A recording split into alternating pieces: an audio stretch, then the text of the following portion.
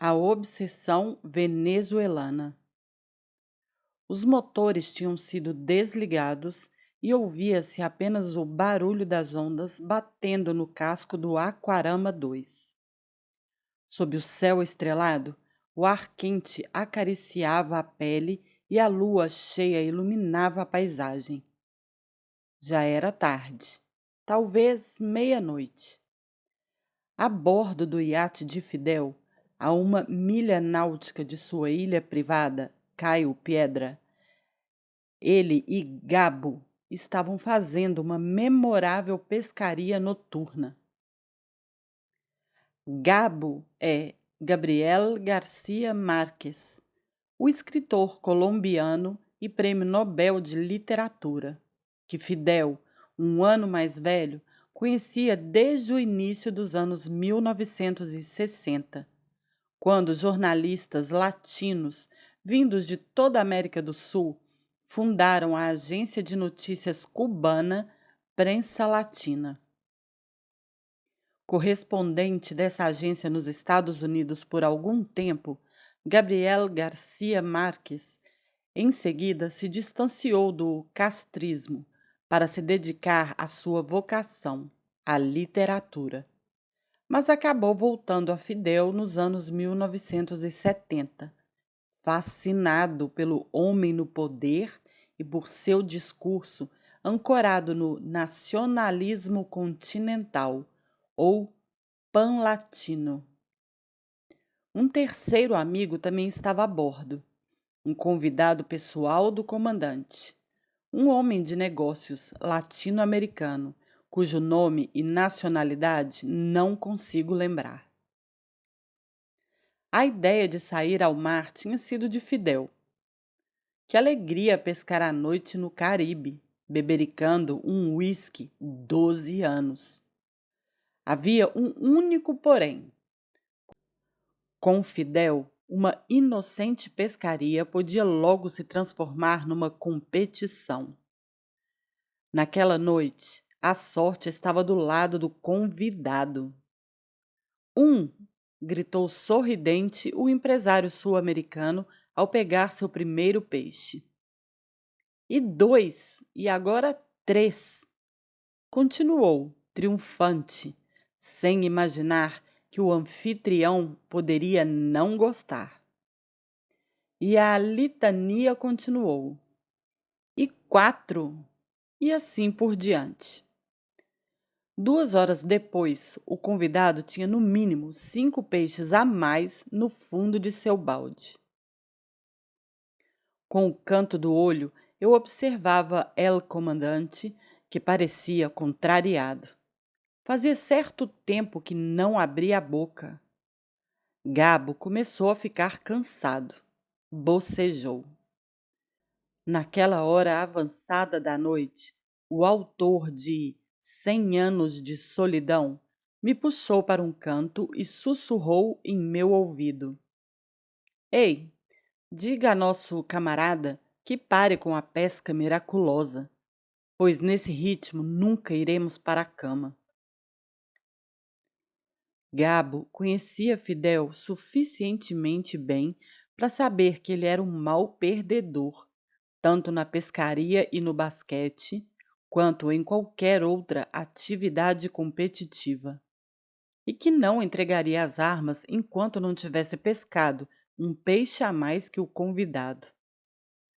Transmiti a mensagem a este último e, 1 hora depois, Fidel, que recuperara o atraso, decretou: Bom, acho que a pescaria foi boa.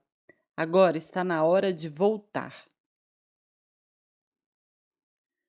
A partir dos anos 1970, Gabriel Garcia Marques se dividiu entre o México, onde tinha uma casa, e Cuba, onde Fidel colocara à sua disposição uma casa de protocolo com piscina, Mercedes-Benz, motorista, cozinheiro e tutti quanti, na rua 46 do bairro Playa.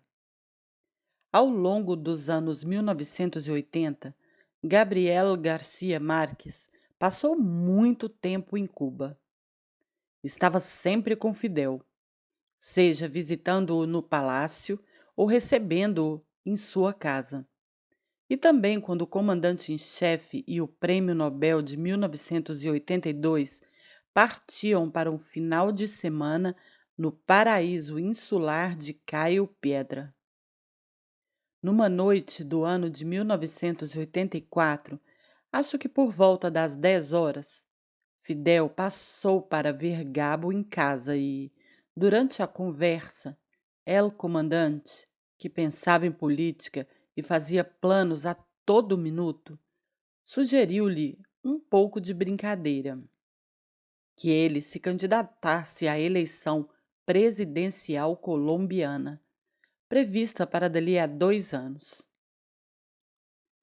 Ouça, Gabo, me parece que você poderia legitimamente apresentar sua candidatura à presidência da Colômbia.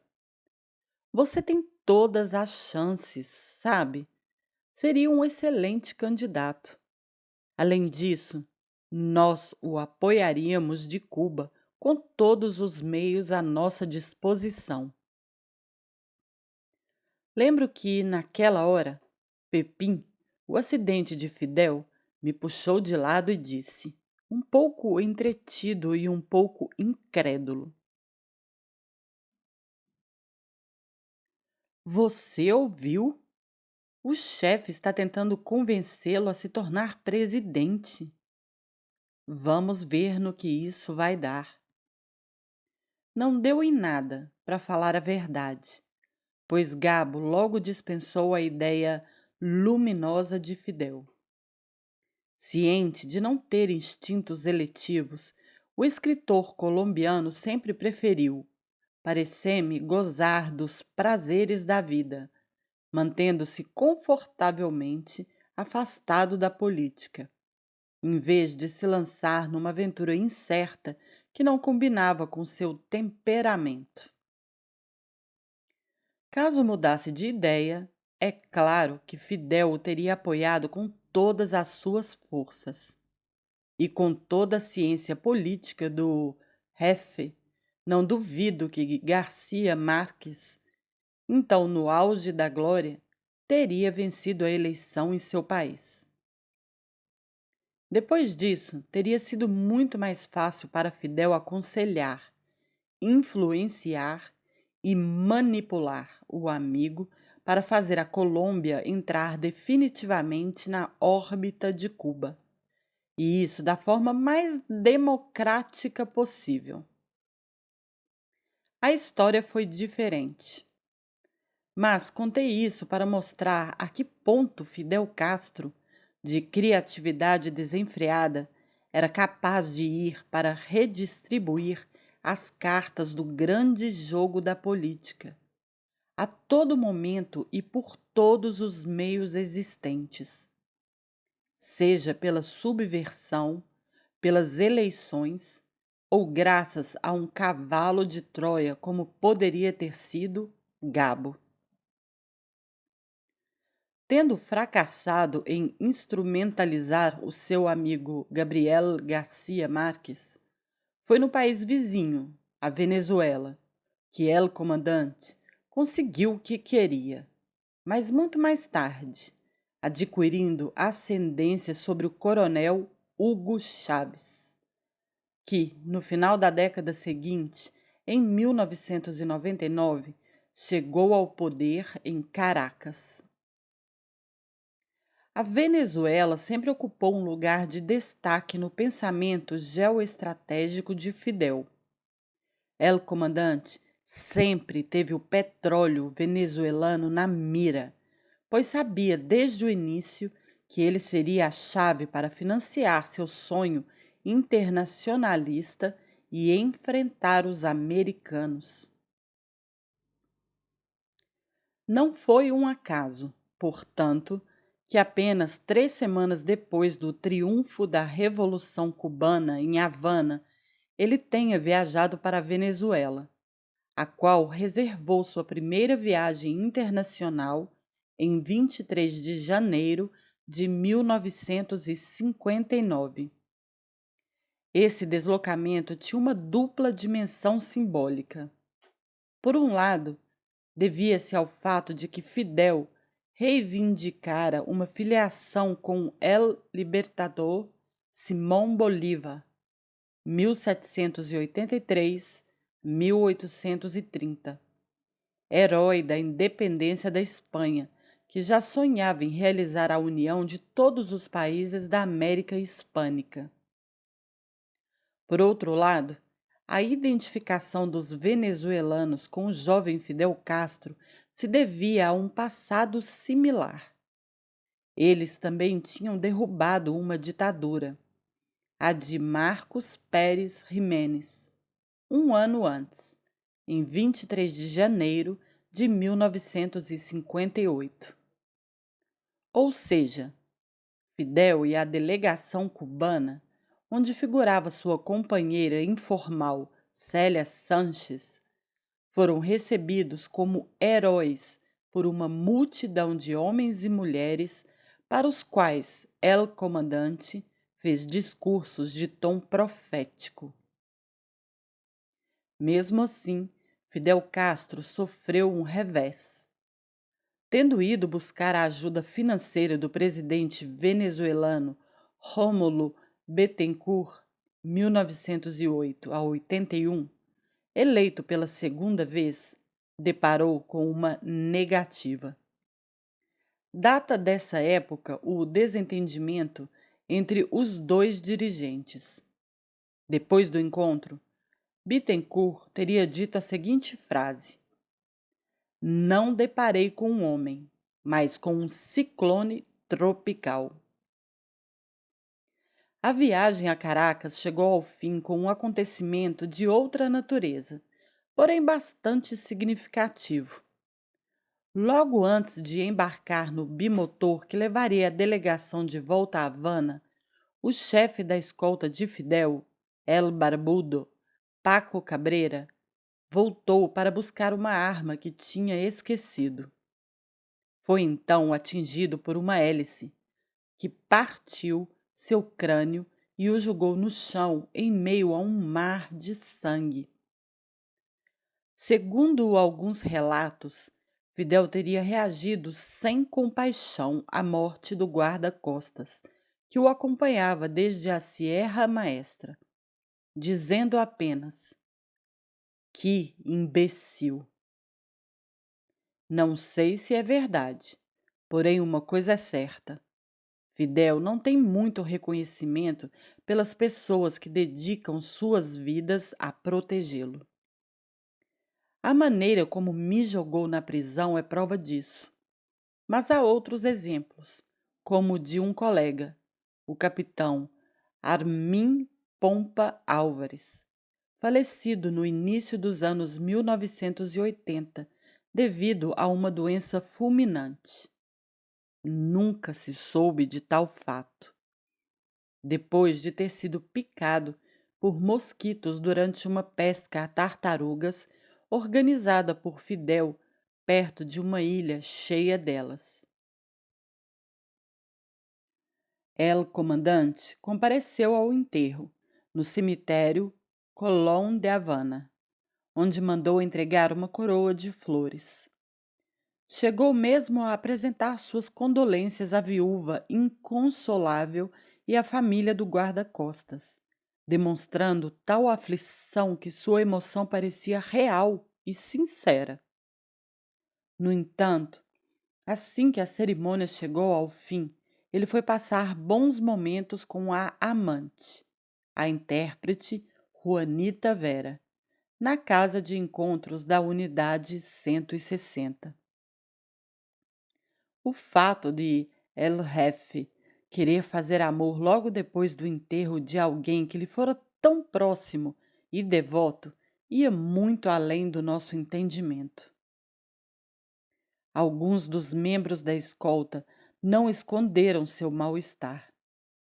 Um dos guarda-costas desabafou: "Pois é, aqui a última coisa que devemos fazer é morrer.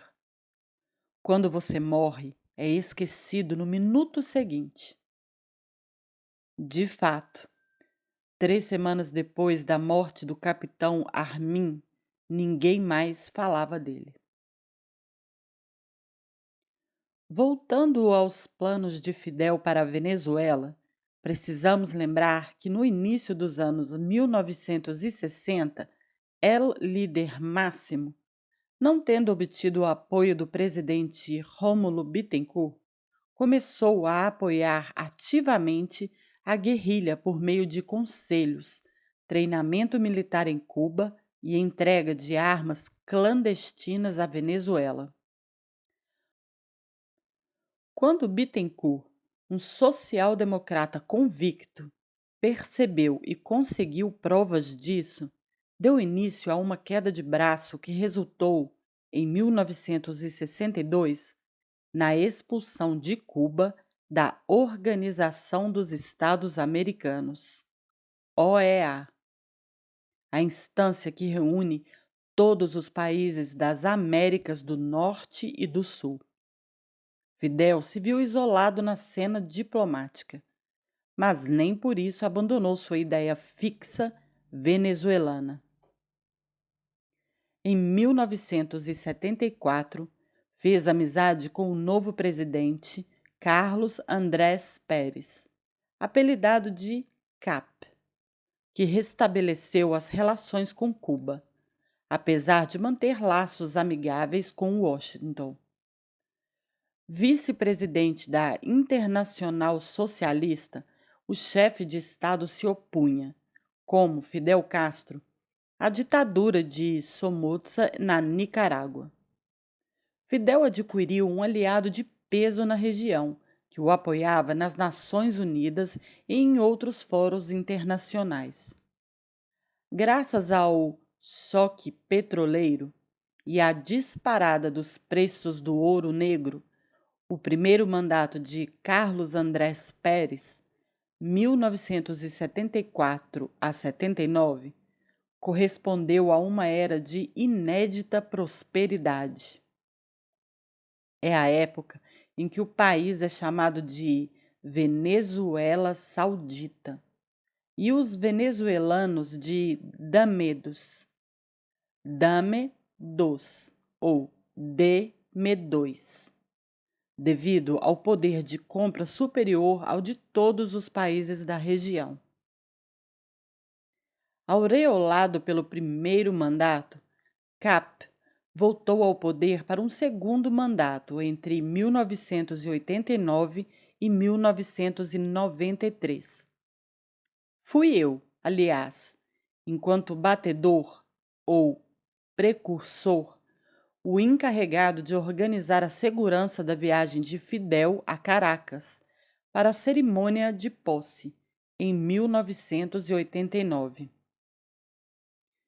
Depois de alguns dias no Hotel Caracas Hilton, o ministro do Interior, José Abrantes, sugeriu a Fidel que toda a delegação cubana fosse transferida para um outro hotel, o Eurobanding, um pouco fora do centro, mas que acabara de abrir as portas e que era mais calmo. Um clima de balbúrdia de fato reinava no Hilton, onde estavam quase todos os presidentes. O saguão de entrada transbordava de jornalistas que saltavam sobre Fidel, de conselheiros presidenciais ocupando as poltronas e oficiais de segurança vindos de todos os países. Além disso, os elevadores estavam sempre lotados. Resultado: a segurança cubana, sem controle sobre a situação, não conseguia trabalhar com tranquilidade. Fidel aceitou a proposta de Abrantes e me enviou à frente para resolver as questões práticas da transferência. Quando cheguei lá, porém, fiquei preso no elevador que meu chefe deveria usar 2 horas depois. Pensei imediatamente num plano B. Fidel utilizaria o elevador de carga, que ficava perto. Testei-o verifiquei seu estado e funcionamento com os técnicos. Passei-o no pente fino para detectar a eventual presença de explosivos. E, por fim, coloquei um guarda cubano à porta, outro no andar de Fidel e um terceiro no subsolo. Nesse meio tempo, El Comandante entrou no saguão do hotel sem que eu tivesse tempo de avisar Abrantes ou o chefe da escolta sobre todas essas mudanças. Dirigi-me então até Fidel e coloquei-me à sua frente para que parasse no meio do hall. Com um movimento do queixo e sem nenhuma palavra, indiquei que me seguisse até o elevador de carga, sob o olhar desaprovador de Abrantes, que se interpôs para me contradizer, mas sua atitude foi em vão. Com toda a confiança, Fidel seguiu meus passos e no elevador de carga deparei com o olhar glacial de Abrantes e seu rosto desfigurado de contrariedade. Não tolerou que minha opinião contasse mais que a sua. Quando chegamos ao andar, os dois homens se fecharam no quarto de Fidel e, 5 minutos depois, fui convocado e intimado a justificar minha iniciativa. Expliquei tudo de A a Z e Fidel, sem dizer palavra, olhou para Abrantes sorrindo, como se dissesse: Viu só? Sanches é um profissional, ele sabe o que faz.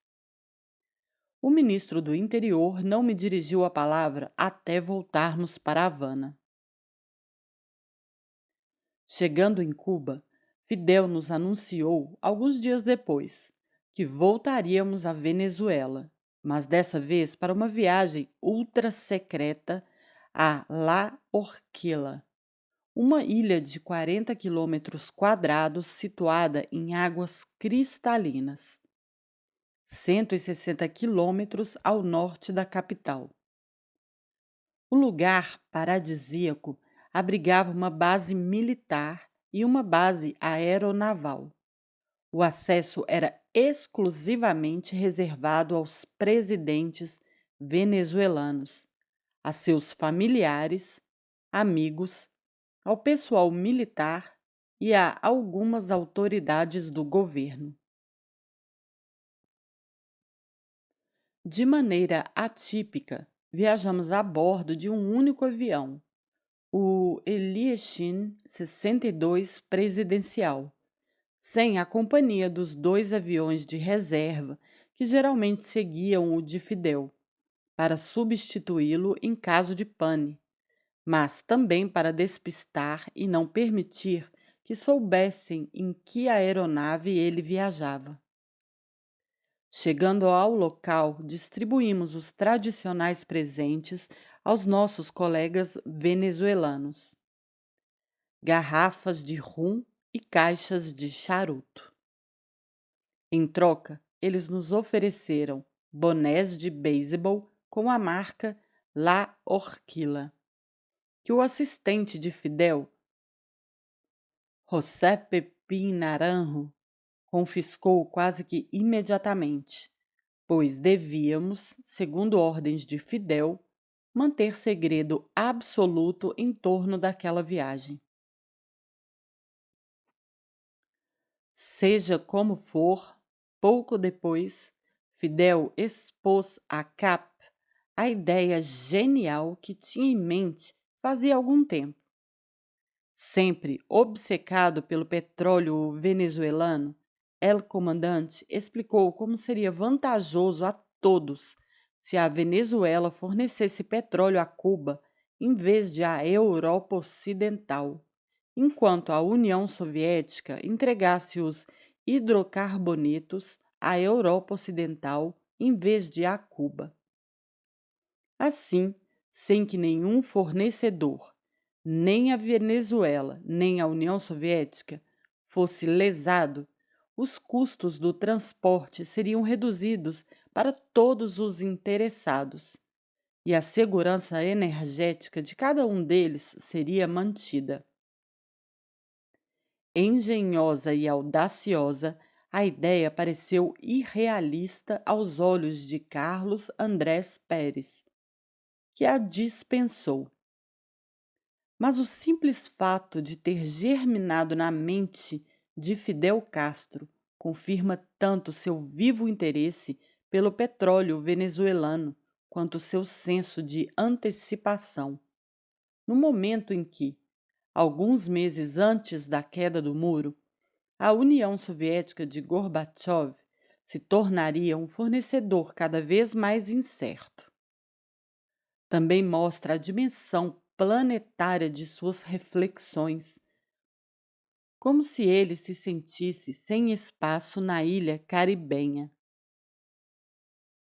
No fim, ele precisou esperar mais 10 anos, e a posse de Hugo Chávez, 1954-2013, em 1999, para pôr as mãos numa parte do ouro negro venezuelano. Fidel realizou, com esse novo sócio, uma das alianças estratégicas mais sensacionais da história do castrismo: o eixo Caracas-Havana. Desde 2006, a Venezuela fornece a Cuba petróleo a um preço amigo, numa razão de 100.000 a 150.000 barris por dia, em troca de envio de médicos cubanos para as favelas, além de conselheiros. Mais de 40 anos depois da primeira viagem a Caracas, Fidel obteve, com seu discípulo Hugo Chávez, a ajuda que fora buscar sem sucesso com Rômulo Bittencourt. Mas isso não foi tudo. Juntos, Castro e Chávez, graças ao gênio político de um e ao petróleo do outro, conseguiram relançar o internacionalismo, projeto do século XIX, inspirado em Simón Bolívar, e no cubano José Martí, 1853 a 95. Grande teórico do anti-imperialismo, que pregava a solidariedade internacional, criando a Alternativa Bolivariana para as Américas, ALBA, organização esquerdista que reunia essencialmente Bolívia, Equador e Nicarágua. Podemos, com isso, ter a medida de um dos traços mais marcantes do castrismo: a perseverança obsessiva de seu chefe.